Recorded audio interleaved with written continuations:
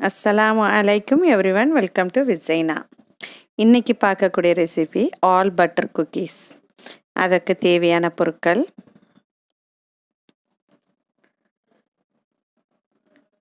இதுக்கு ஒரு பவுலில் 1/4 கிலோ மைதா எடுத்திருக்கேன்.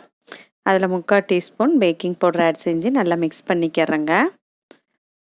சால்ட் ஆட் செய்கிறேன். அது நான் ஒரு 1 டீஸ்பூன் 1/2 டீஸ்பூன் ஆட் பண்ணியிருப்பேன். அப்புறம் பவுடர் சுகர் ஆட் செய்கிறேங்க. பவுடர் சுகர் 50 கிராம் ஆட் பண்ணுறேன். 150 கிராம் பட்டர் ஆட் செய்கிறேன். இதில் எல்லாமே பட்டர் தாங்க ஆட் ஆகும். இதுக்கு கீயோ வாட்டரோ எதுவும் ஆட் பண்ண போகிறதில்ல. ஃபுல்லாக பட்டர் தான் இதில் ஆட் செய்யணும். பாருங்கள், டோ ரெடியாக ஆரம்பிச்சிருச்சு.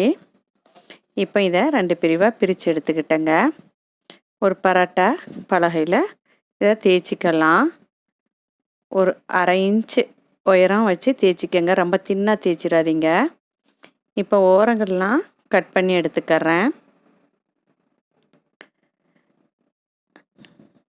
அதன் பிறகு உங்களுக்கு விருப்பமான ஷேப்பில் கட் பண்ணிக்கிறலாம். நான் ரெக்டாங்கிள் ஷேப்பில் தாங்க கட் பண்ண போகிறேன். அதாவது இந்த டேஸ்ட்லேயே ஃபாரினில் ஒரு பிஸ்கட் வரும், வாக்கர்ஸ் கம்பெனின்ட்டு. அதே எஃபர்ட் இதில் இருக்கிறதுக்காக அதில் ரெக்டாங்கிள் ஷேப்பில் தான் இருக்கும். ஸோ நானும் ரெக்டாங்கிள்லேயே கட் பண்ணி எடுத்துக்கிட்டேன். டேஸ்ட்டும் அதே டேஸ்ட் இதில் இருக்குங்க.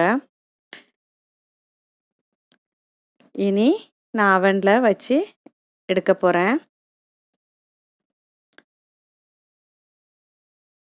நாம் இப்படி ரெக்டாங்கிளில் கட் பண்ணுறதுனால நிறைய வேஸ்டேஜும் வராது. வேலையும் கொஞ்சம் ஈஸியாக இருக்கும். இப்போ ஆல்மோஸ்ட் எல்லாமே கட் பண்ணி எடுத்துட்டேன். இனி ஃபோர்க்கை வச்சு எல்லா பக்கமும் எல்லா பிஸ்கட்லேயும் டாக்கிங் பண்ணிக்கிறலாம்.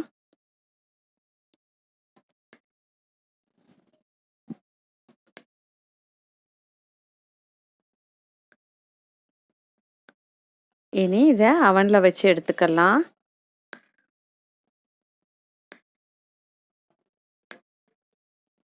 ரொம்ப முருக விட்டுறாதீங்க. இந்த மாதிரி இருக்கும்போதே எடுத்துருங்க. ரொம்ப முருகிட்டால் அந்த பட்டர் ஸ்மெல்லே இருக்காது. இதோட இந்த ஆல் பட்டர் பிஸ்கட் ரெடி ஆகிடுச்சு. நான் ஒரு இன்னும் டேஸ்ட்டை கூட்டுறதுக்காக காம்பவுண்ட் சாக்லேட்டை மெல்ட் பண்ணி ஒரு பாதி பிஸ்கட்டில் அப்படி டிப் பண்ணி எடுத்துக்கிறேன். நீங்கள் இது விரும்பினா பண்ணிக்கிறலாம். நானே இதை சும்மா ஃபஸ்ட் டைமாக ட்ரை பண்ணி பார்த்தேன். நல்லா இருந்துச்சு. ஆனால் உங்களுக்கு வெறும் ப்ளெயினாக வேணுண்டா அப்படி மட்டுமே செஞ்சால் போதும். இப்போ எல்லாத்துலேயும் நான் டிப் பண்ணி எடுத்துட்டேன். ஆனால் இதில் ஒன்று கவனிக்க வேண்டியது என்னென்னா, பேக் சைட்லேயும் டிப் பண்ணிடக்கூடாது. பேக் சைடில் டிப் பண்ணுறதால அந்த ஃபாயில் பேப்பரில் எல்லாமே அந்த இதில் போய் பாருங்கள், பேக் சைடில் பண்ணனால எல்லாம் ஃபாயில் பேப்பரில் போய் அப்பிடுச்சு. இப்போ பிஸ்கட் ரெடி ஆயிடுச்சுங்க. இதை நீங்கள் ட்ரை பண்ணி பார்த்துட்டு எனக்கு கமெண்ட் பண்ணுங்கள். என் சேனலை சப்ஸ்கிரைப் பண்ணாதவங்க சப்ஸ்கிரைப் பண்ணுங்கள், லைக் பண்ணுங்கள், ஷேர் பண்ணுங்கள், கமெண்ட் பண்ணுங்கள்.